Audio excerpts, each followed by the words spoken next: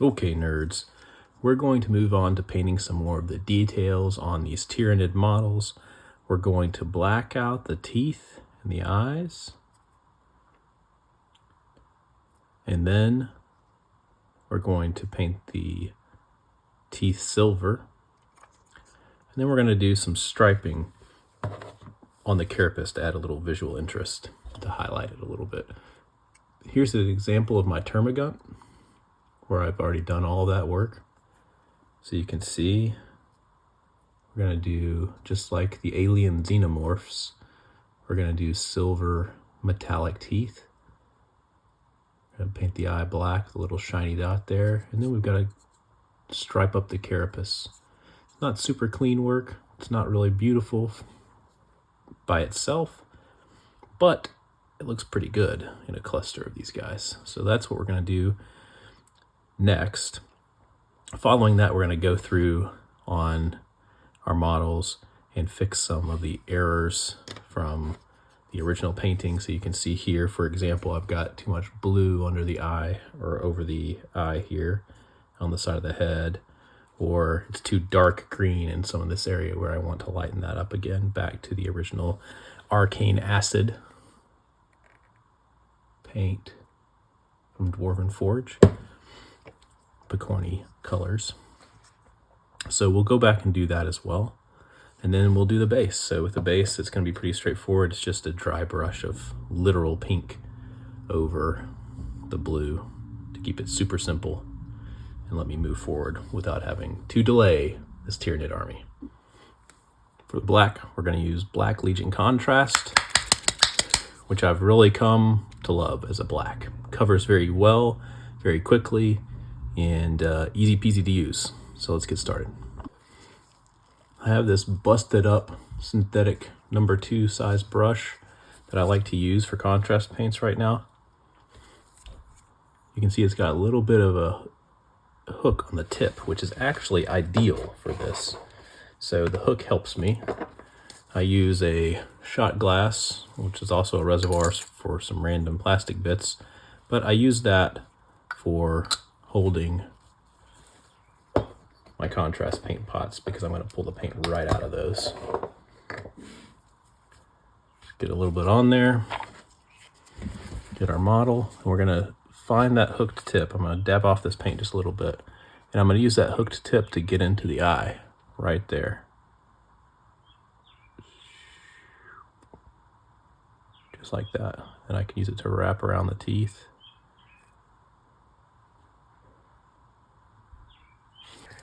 Why are we doing this? Why am I painting black right now? Well, I want the black to be a base for our silver. Metallics really need interesting base colors, or some sort of base colors, to work exactly as intended. I have found, at least. So that's what we're doing right now. We're providing it some sort of color. The silver likes black because it can reflect off of it. All right. This thing has multiple eyes.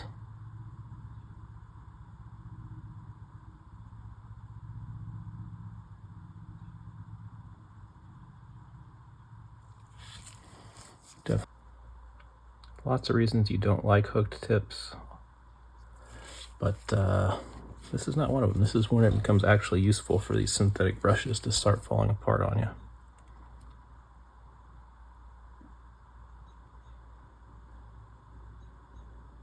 So your old brushes, not always, but often have a good use.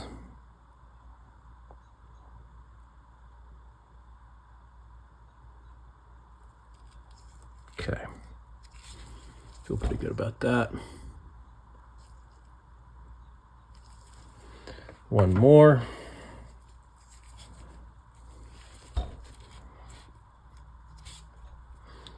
Just occurred to me you guys might not see all of this depending on how good, bad, or indifferent I think the footage is. So we'll see. Again, I'm going to try to get that hook across the eye. All right. A little messy on the one here on the left side of the head, but not worried about it. Gunmetal by AK. I'm going to use that hooked tip to just tap on these teeth. get dot of silver right where we want it, hopefully, without over painting all of that. Well, we overpainted it a little bit anyway, but I'm not worried about it. These are Tyranids, not fine art.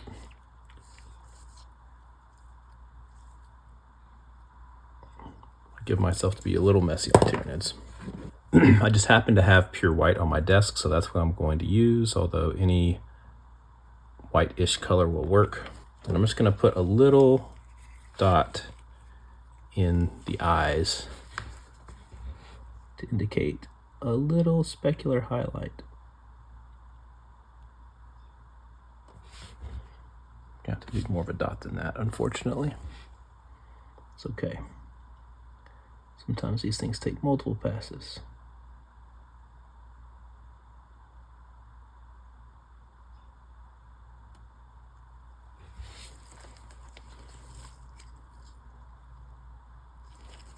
Just like that.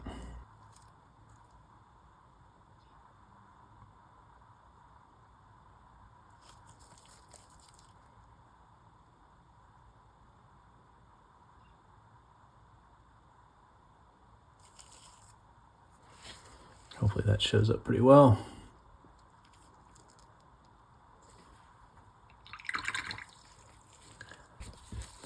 Now we're moving on to the striping, and I'm going to use a mix of star blue and ducat blue. My preference is for light colors to be on the right. Look at that, it's not coming out. What are we going to do? Luckily, I have a toothpick handy. I'm going to stuff it in there. There we go. My preference is to keep the light colors on the right.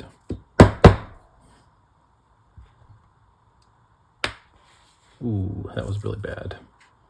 I blew the lid off this thing, trying to unstick it. Dumped out a lot of paint. My ducat blue, no.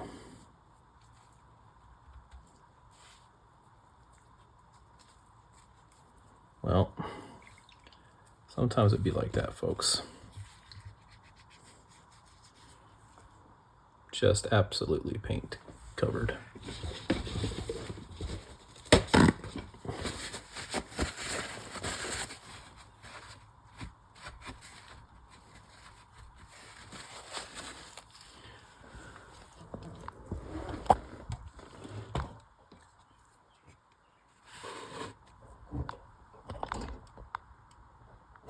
Bonk.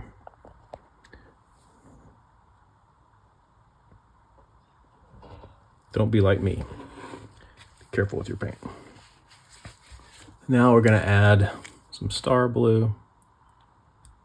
Great. Somehow I've got my wet palette a little mixed up. I'm going to try to stretch out the paper here. Yeah, I've got paint all over my hands, don't I? Even my glove, which is easy to wipe off, thankfully, but still pretty gnarly. All right, so we've got paint everywhere. Phenomenal. All right, so we get some paint on the brush. I'm gonna go in and I'm just gonna test it on kind of an edge highlight here.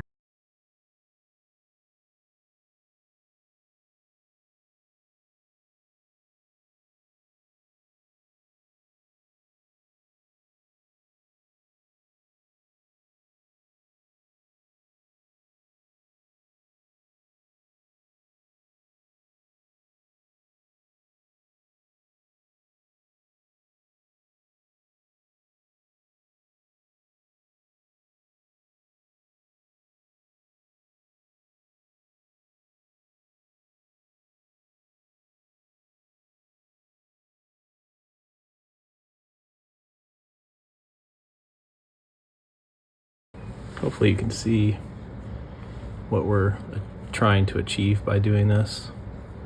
Just to highlight some of the little texture there. Create a little more visual interest, as they say, along this part of the model.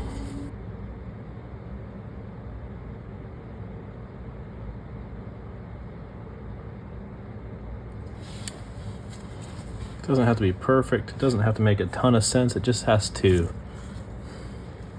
conform to the grooves a little bit and give us a little bit of something there. It's looking pretty good compared to how I want it to be.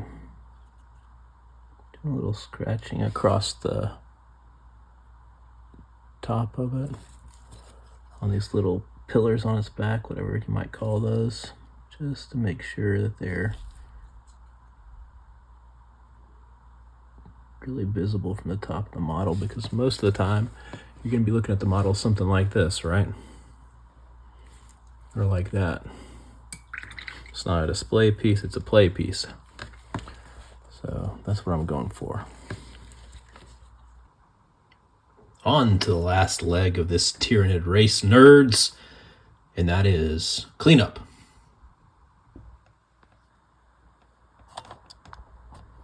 Brilliantly, I failed to record what I just did. So as you can see, what I have done is I've taken our white and I've put it over certain areas that had some overpainting of blues or magentas or just too much shade in general. It's not a precise science by any stretch of the imagination. It's just kind of working by feel and figuring out areas that I think would be better with a lighter arcane acid color. So that's how it starts. You can see I've left some areas here as I realized that I wasn't filming that I can hopefully use for illustration purposes.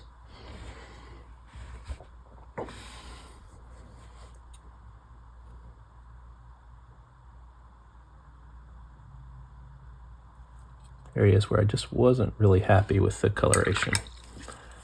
I even decided to go back to the tail and do the very tip of it in arcane acid. And that's what we're going to do next. Is I'm going to get some of this on my brush. You can see it's a very runny color. It's a fluo paint.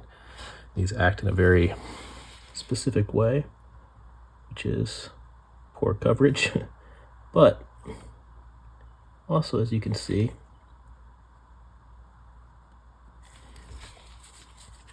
because we went through and did all that work with the white, I have a lot of leeway to play with.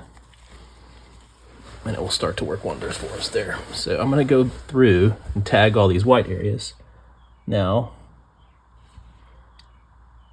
with our beautiful fluo paint. It's quite runny, so I have to be kind of careful in its application. Make sure I don't get it too much in the recesses, or we'll be doing cleanup of our cleanup. Some areas it's worth pulling some more of the fluo across the surface because it covers so poorly.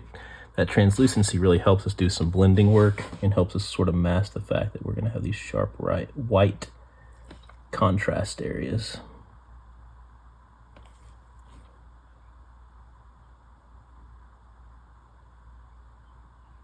You don't always want high opacity out of your paint. That's part of the lesson here. Is that oftentimes, you can see how much my hand is shaking too, guys. Sometimes you get shaky hands and you just got to power through it. And ways to do that are pressing your wrists together and helping provide some support here. So even though my left hand is shaking quite a lot, I can get a huge amount of stability by just bracing it with my right wrist.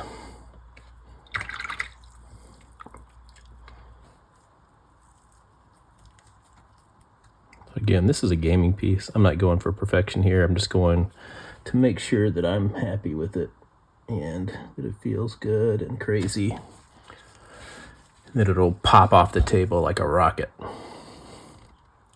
That's my goal for the Tyranids. Just wild looking, distracting, overwhelming, especially in a group, because they will be in a group.